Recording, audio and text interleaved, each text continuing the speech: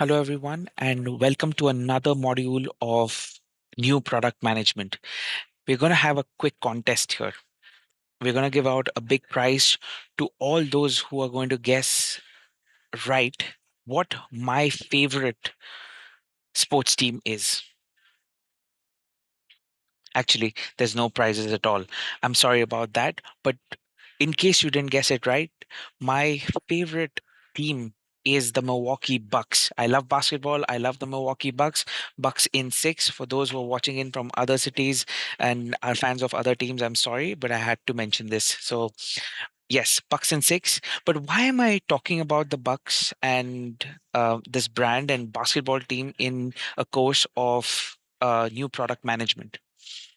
The reason to talk about this is to start thinking a little bit about the consumers and customers that a brand, product, or service is actually interacting with. Now, the Milwaukee Bucks, for example, the name itself is Milwaukee Bucks. So, in embedded in the name itself is a geography, right? Because it's a team that is representing a city. So you have a target demographic which is going to be interested in it because of the nature of the geography itself. So people living in Milwaukee who have lived in Milwaukee or living around the city in the state of Wisconsin are going to be your target demographic who would be highly interested in supporting this team. Also, the people who love the sport. So those are like two key things that come to mind right away. Now, the way to think about this in terms of product management is to just flip the script a little bit and understand what is the meaning of a customer, consumer, and their profiles. What kind of people they have. All of them have certain traits, and identifying those traits is what we are going to do. And the concept we are going to develop is the ideal customer profile, which is ICP. Each brand, whether it's a product or a service, has a ideal customer that it would like to attract to improve its sales, traction, and overall longevity of the brand. Now, let's define what an ideal customer profile is actually made of. Essentially, it's a strategic blueprint, and you want to achieve two things with this. One is to get the most value from your product, and then the second is it is providing the most value to your business, whether it's in terms of retention, advocacy, or revenue.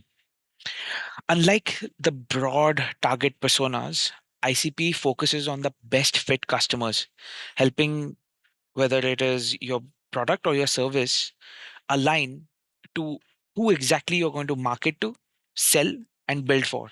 So it is narrowing down of the people that you're going to serve or who will be the best fit for your product, and your product or service will be serving them the best. So I want you guys to all think of it as a bullseye, not a wide target. So basically, you're aiming for those who are most likely to succeed with your product and drive growth, and not cast a wide enough net to catch everything and everywhere all at once. So I hope the concept of an ideal customer profile is clear. Now let's talk a little bit into why this is so important. Why ICP matter is because of three key things. The first is what we talked about, which is precision targeting, knowing exactly who to attract and who to avoid. It's a two-sided coin. You need to know who you have to attract, but also what to avoid. Because there is a big reason. If you're a startup or even a company, you will always have limited resources. Resources are not infinite, whether it is ad spend, whether it is the team that supports it. So you need to make the biggest bang for your buck in a way. So that's why precision targeting is important, and that's why ICP matters. The second is message clarity. Tailoring the marketing and sales conversation to what matters most to the best fit customers increases your likelihood of actually closing those. The last thing, the third thing, is actually the retentions and the upsell. If you have your target demographic down pretty well, then it reduces the churn. And what I mean by churn is the number of people who then stop using your product. Over time, you want to have high traction and high engagement on your products or your services. So that's why building an ideal customer profile matters. In the next video, we'll take a look into how we can develop your ideal customer profiles.